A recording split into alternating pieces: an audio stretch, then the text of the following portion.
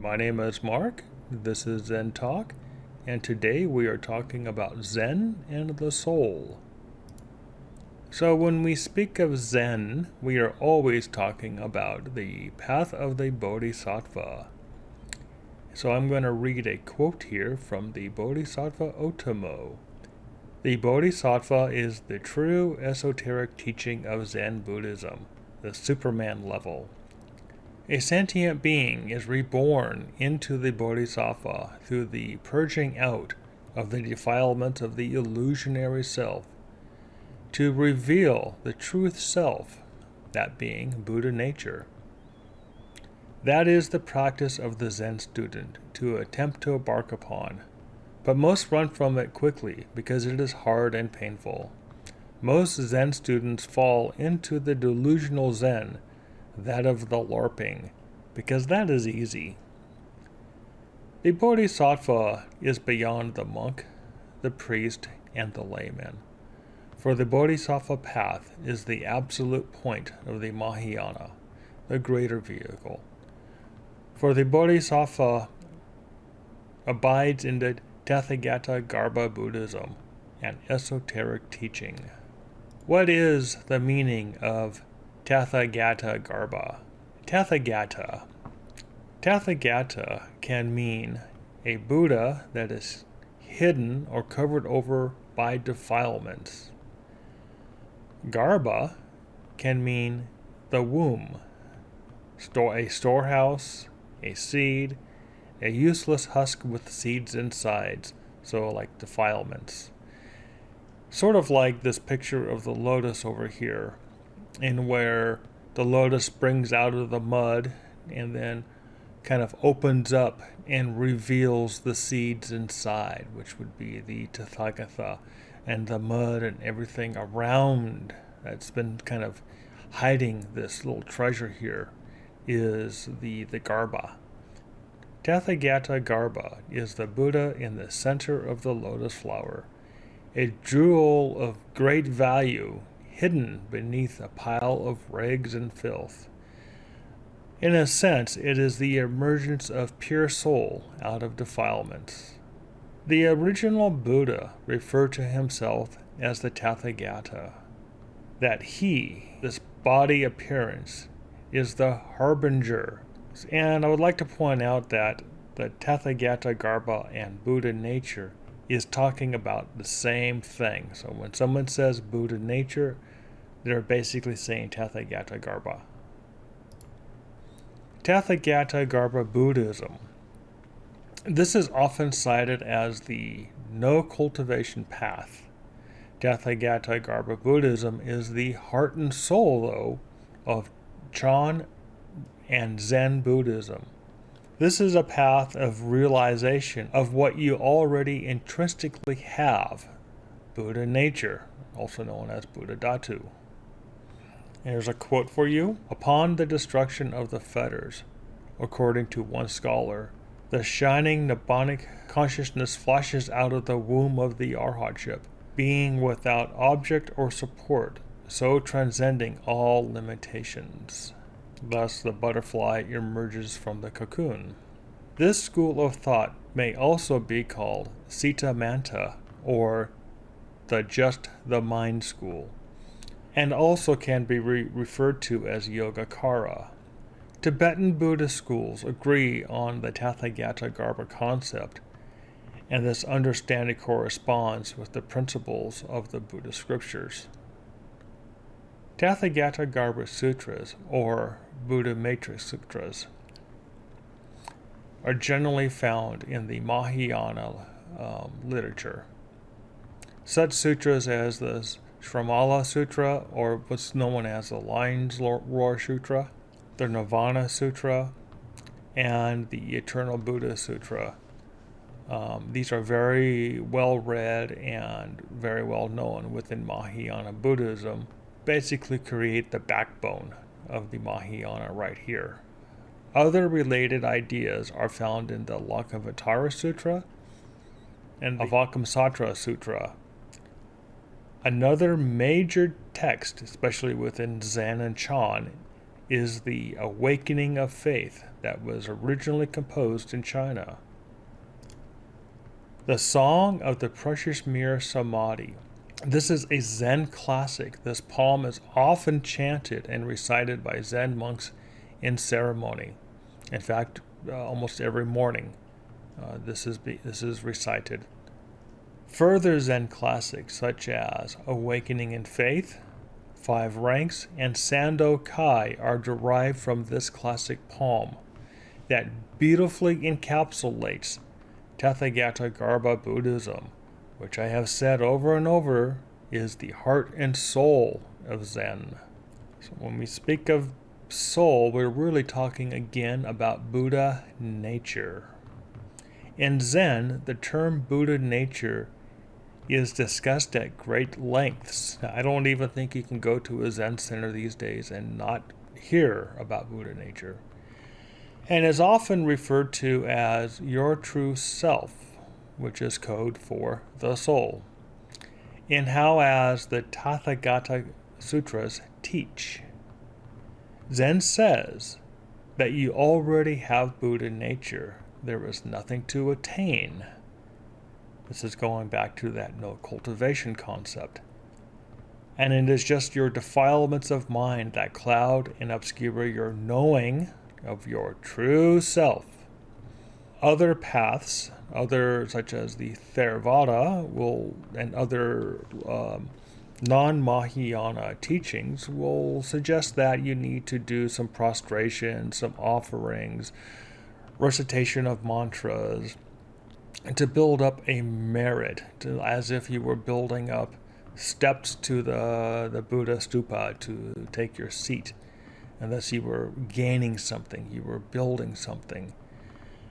And the Mahayana completely throws that aside in saying that no, you don't gain anything, you don't need anything because you already have it. It's already there. All that you're doing is piercing through your own defilements of mind that are obscuring your knowing. Ultimately, we are talking Buddhism and Zen and religion is all about immortality. Not necessarily the immortality of this flesh body, because we know that just comes and goes, but the immortality of the animus, that is, what is it that drives this body? What is it that drives this curiosity and the mind that is reflected in this impermanent phenomenal existence? Buddha nature is your true self and is the immortality. And I'm going to read a quote from the Nirvana Sutra here. Good son, there are three ways of having. First, to have in the future. Secondly, to have at present. And thirdly, to have in the past. All sentient beings will have in future ages the most perfect enlightenment, such as the Buddha nature. All sentient beings have at present bonds of defilements, and do not now possess the 32 marks and the 8 noble characteristics of the Buddha. All sentient beings had in past ages deeds leading to the elimination of defilements, and so can now perceive the Buddha nature as their future goal. For such reasons, I will always proclaim that all sentient beings have Buddha nature. In this, that the Zen student strives to know for themselves, that being the Buddha nature, to delve into the flow of the Buddha nature that is always there, but obscured and seen from afar by delusions and mental habits. And thus, when what the Buddha is saying here in the Nirvana Sutra is that all of us, no matter who you are, have glimpses of Buddha nature. We know it's there. Instinctively, we know it's there. It's just obscured, as seen as far away, because of delusions and mental habits that cloud our minds. When we talk about Zen, especially from the Japanese characteristics, we're always talking about Dogen. In Dogen's works, namely the Shobo Genzo, Dogen presents that everything is Buddha nature. such as the grass, the trees, and the very land itself. That there is nothing to obtain, nothing hidden, and one should just sit in what he calls Zazen, in a Buddha field, and to be absorbed in Buddha nature, which is what he calls the practice, thus transforming you to a Buddha. And this is essentially what Dogen teaches, that you are sitting in the Buddha field, absorbing into the Buddha nature and transforming to a Buddha. Now, this notion that is not upheld or reflected in the Mahayana Tathagatagarbha Sutras or in the Soto school of Chan, and is rejected overall. Now, Keizan, who was known as the second Japanese Soto Zen founder, he absorbed Dogen's sect into the Chinese Soto that was brought over and rejected Dogen's notions altogether. Actually, all of Dogen's works, the Shobogenzo, and pretty much everything he wrote was locked away into the Soto Shu vaults, not to be seen for hundreds of years. Chinese Soto, that of the Kaldong school that Dogen claims to have spent time with and who he claims received holy transmission, is essentially a Yogacara school. Yes, that of the Tathagatagarbha. The Kaldong school engaged in a practice of shikantaza, which is sitting with no objective. This is not Zazen, or at least not what Dogen claims to be Zazen. And sometimes this shikantaza is called silent illumination or serene reflection as a means to experience one's own defilements, such as to sit in one's own stink and to know the stink. So shikantaza is a form of dhyana jhana meditation of the sutras that you can read about. Now, shikantaza is radically different than zazen. And when we really take a look at what Dogen teaches as zazen, and that is to absorb the Buddha nature that Dogen claims is all things, and to become Buddha by doing such. And like I have told you, this is not supported in any of the Mahayana teachings whatsoever. But I will take a note here. Not all Zen centers practice Zazen as Dogen describes the practice. Rather, they take the shikantaza view of meditation, but still use the term Zazen. Now, this may be something that a lot of students really haven't delved into or really looked at closely. But I'm just telling you that after talking to many Zen-centered leaders and teachers, they pretty much view Zazen as shikantaza, not the Zazen that Dogen teaches. So, perfect knowledge. The Buddha said, "Now Mahatma, what is perfect knowledge? It is realized when one casts aside the discriminating notions of form, name, reality, and character. It is the inner realization by noble wisdom. This perfect knowledge, Mahatma, is the essence of the Tathagatagarbha, and this comes from the Lokavatara Sutra.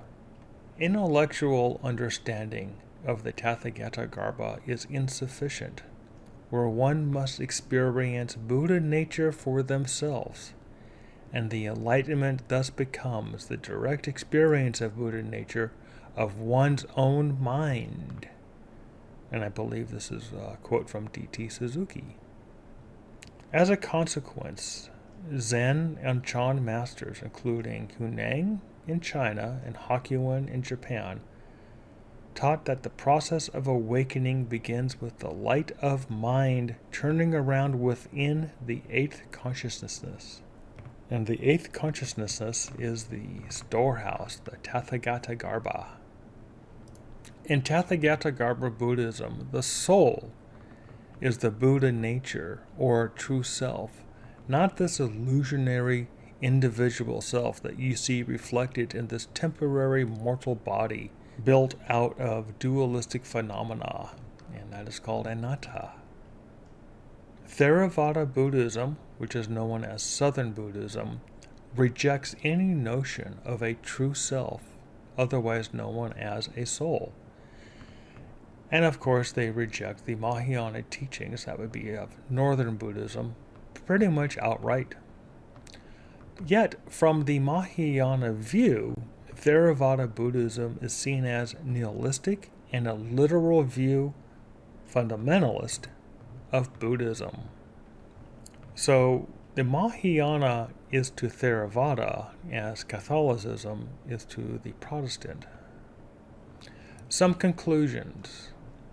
Zen is a path of the Bodhisattva. Most Zen students early on take the Bodhisattva vows.